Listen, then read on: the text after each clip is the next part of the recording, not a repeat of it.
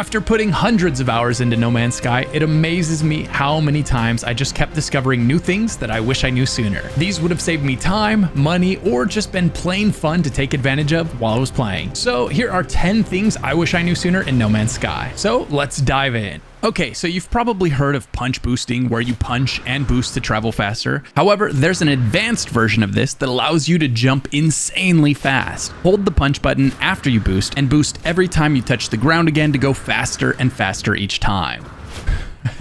Just be careful, you can hurt yourself if you run into things while going that fast. All right, so the best part about these storage containers that you can have in your base, besides the fact that you can access them from your freighter and from your Corvette, is the fact that if you just open your inventory without interacting with a specific one, and you say, hey, I want to put these starship augmentations away. So we come here, we say, put it into our storage container, and it will automatically toss it into the one that already has those in it. So that automatically got added, boom, right here to my storage augmentation stack. You can see here, storage container 0 had an open slot, but it didn't put it there. Instead, it chose to sort it nicely for me into storage container number 1. So this way, you don't have to worry about if you have 10 different stacks of a certain material. Just come near them all, open your inventory, do the quick transfer, tell it to put it in there, and it'll automatically put it into whichever one has that stack already within it. One of my favorite new features recently added to No Man's Sky is the Corvette. It's a ship that you can assemble and customize in so many different ways, but its usefulness doesn't end there. You can also get out of your seat while you're flying it. So if we open up our quick menu, scroll over to leave pilot seat, now our ship is still in the air, but it's hovering in place. And we can open up our scanner to look for items or materials that we want to head towards. This way you can seamlessly hop from location to location without wasting any time. And it doesn't stop there, but first, if you've been itching to give Throne in Liberty a try, or if you've been looking for a reason to jump back in, now is the perfect time to check out the biggest MMO to launch in the last year. They've implemented fast catch-up mechanics and new tier 3 gear, which means new players and veterans alike will be on the same page. Throne in Liberty is also opening new servers where everyone starts fresh together, so you get to experience that new MMO feeling with your friends all over again. Returning players will be excited to hear about the brand new orb weapon, a fast-paced skill shot magic weapon with epic new abilities to help you dominate the battlefield. Throne in Liberty is widely known for its PvP, both in the open world and in the battlegrounds, giving PvPers an excellent endgame loop to keep their character progressing. But if you prefer PvE, no problem. They've got dimensional trials, which are time attack dungeons that allow you to customize the difficulty to your liking. Looking for something more relaxing? Dive into the game's housing system, where you can unlock and customize various homes throughout the game. Throne in Liberty has released multiple patches improving the game, but this is the biggest one yet. So if you haven't given it a try, or if you've stepped away for one reason or another, now's the perfect time to try it out again. Plus, it's free, so you've got nothing to lose. So what are you waiting for? Download Throne in Liberty right now using the link in the description and join the Hyper Boost servers. And be sure to try out the new orb weapon class and all the new content. Shout out to Amazon Games for sponsoring this segment. Now let's get back to the video. So let's say we want to go to this copper deposit here. We could just tag it. Now, while we're flying, we can still see that copper deposit right there. We could fly towards it. Another fantastic feature about this ship is that we can get out of the seat once we arrive, and we don't have to land and worry about wasting our launch thruster fuel, right? It stays at 100%. We just walk up to this and we beam down to the planet right here. This is going to set us on the ground right where we were hovering, and there's our deposit. Once you've gathered your deposit, you just come back to the beacon that automatically spawns when you warp down. See, our ship is floating right there above us. It beams us back up to the ship, and then from here, we can look for the next material. Let's say we want to go to this one over here. We just mark it, get back into the driver's seat, and we can fly over there, rinse and repeat, and you can get materials so fast this way now. And thanks to the almost unlimited storage that your ship can have, right? Because you're in your Corvette, you can come back to your storage container and you can dump materials into here that you can access from anywhere else in the game, from your bases that have storage containers, from your freighter that has storage containers, right? And you can have all of them. You can have all 10 storage containers in your Corvette. Now, there's one more fantastic thing that you can do from inside your Corvette, and that is to look for salvage containers so that you can build out your Corvette with more custom parts, just make it bigger, better, faster, stronger, more maneuverable, right? And the way you do that is by getting these salvage containers here. So we'll just get out of our seat, look for a salvage container. Then we will get back into our seat. We'll fly over to this salvage container. And then once you get to it, you don't even have to get out of your ship. You can just fire at it. And then there you see in the top right, I just got 3 different items from firing at it. And I got a rare item found, all without getting out of my ship. Once we've done that, we can rinse and repeat. Just look for the next one, mark it, and just be aware when you're trying to mark something, if you're right next to this, it might interact with this instead. Or if you're right next to your seat, when you're trying to mark it, it might have you sit down. So you just need to back away from anything you might accidentally interact with and then mark it. Then you can get back in your seat, fly to the next one, aim down at it, and fire away. And there we go. We got a weathered sensor, a Titan wing module, right? So we're getting multiple parts each time we fly to this. You can just fill up on these parts really quickly doing this. Just make sure your inventory is full so that they're not disappearing into the ether on you. Make sure you've got some space for them as you're doing this. And then have fun building the coolest Corvette anybody's ever seen. And just in case you're not sure how to find planets with these parts on them, all you have to do is look for a planet like this one right here. If you scan it, you'll see that it says salvageable scrap when you look at it. That's the stat you're looking for on the planets that is going to allow you to farm these Corvette pieces. Now, in a previous video, I talked about how easy it was to improve the storage capacity of your spacesuit here. There's a couple of really easy ways to do that, which I go over in the last video, so definitely check that one out if you're not already aware. But what I didn't tell you was the maximum capacity that you can have. So for your technology slots in your exosuit, you can have a total of 60, which means you can have this 30 that you can see right now, plus an additional 30, and then a scroll bar will appear like this one here, and you'll be able to scroll through that. So you can have a total of 60 different technology slots, allowing you to massively boost your exosuit. And then as far as your cargo goes, you can have a total of 120 slots for storing items. And once you start getting up in that range, you hardly ever have to worry about dropping materials off, and you can just carry them all with you all the time if you want to. And then you'll always have the material you need when you're turning in a quest, when you're interacting with an NPC, and it's quite nice. I really do enjoy that. So definitely get to work on maxing those out or getting those highly upgraded as soon as possible. And while I have this menu open, just in case you're not aware, putting similar items near each other in here has them buff each other. So you'll see that these 3 have a yellow square around them. That's because they're similar. And so by putting them next to each other, they are buffing each other. Similarly here, we've got 3 blue ones next to each other. These 3 are buffing each other. These 2 gold ones are buffing each other. So you want to put similar modules next to each other, and it causes a chain effect of buffing them. The next thing I want to talk about, in the last video, I touched on how uranium is the best fuel for your launch thruster, just because you can have a massive stack of it. You can hold the stacks of up to 9,999, which means once you have a big stack of it, you're never going to run out. So it's just nice if you ever need to refuel this in a pinch, you can use uranium. It's a lot easier than carrying around stacks of Starship launch fuels, especially since they have a stack size of 10 and they can quickly take up a lot of inventory space. Alternatively, one of the best upgrades that you can slap onto your spaceship is this bad boy right here. It's a launch auto charger. So once you have managed to unlock this at the anomaly, you can go ahead and slap this module into your Starship or into your Corvette. And now you can see here, as I've been talking about this has been charging all on its own. And once you have this installed, you never really need to worry about charging this ever again. It becomes an automated process where anytime you're not landing or taking off, it is automatically refueling itself. No fuel necessary. Another thing I wish I knew sooner, especially me being the risky and offensive-minded person that I am, you can change the proficiency of your spaceship. By default, it's set to balanced, which means your engines, your weapons, and your shields are going to be receiving equal amounts of power. However, you can supercharge one of those 3 items. You can either choose to empower your engines to make you fly faster. You can empower your weapons, which makes them take longer to overheat and they cool down faster and they do more damage. Or you can empower your shields so that you have more shield strength. And if you hit the question mark key on your keyboard, right next to the shift down there in the bottom right hand side, if you hit the question mark key, it's going to cycle through the 3 different options for you there. And you can see that here it is. We've got the offensive one here for our weapons. We've got our engines being empowered. We've got our shields being empowered. And then we've got the balanced setting here. So if you're someone that just wants to fly faster all the time, boost those engines up. If you're someone that wants to kill things faster when you get into a fight, hit that button a couple times, knock it over to your weapons so that you can take those enemies out that much quicker. I'll put a link down in the description below to all the console commands. Now, in my last video, I covered my favorite way to get nanite, which has to do with the runaway mold. So if you want to learn more about that, definitely check out the other video. I'll have it linked down in the description. But another easy way to get nanites early on is to look for creatures that you haven't scanned yet. yet and scan them. If you scan all the creatures on a given planet, that's going to give you thousands of nanites. And when you scan a creature for the first time, it pops up in the bottom right telling you how many you have found and how many are on that planet. So it showed me here, I have 5 found out of the 7 different types of creatures on this planet. When I find all 7, that's going to give me thousands of nanites. So it's just a really quick and easy way to get them early on in the game until you find yourself a nice patch of runaway mold. Then you can make thousands of nanites much faster using that process. All right, this next tip is one that the game definitely tells you at one point or another, but it's really easy to either miss it or forget it entirely when you're being overwhelmed by all the information the game's throwing at you. And that is, if you're ever in need of a specific material, there's a really easy way to find that exact material. You come into your catalog and then you click on the catalog for materials and items. And then from here, you can select any material that you need. So if you're looking for a specific raw material, like let's say activated cadmium, you could come here and tell it that you want it to show you where that is. Now it's going to say, okay, open up your galaxy map and press X and it'll show you where it is on the galaxy map. So we're going to summon our ship here. And once we get out into space, we'll open up the galaxy map. So we're right here in the center of the screen at this system. You can see the little human icon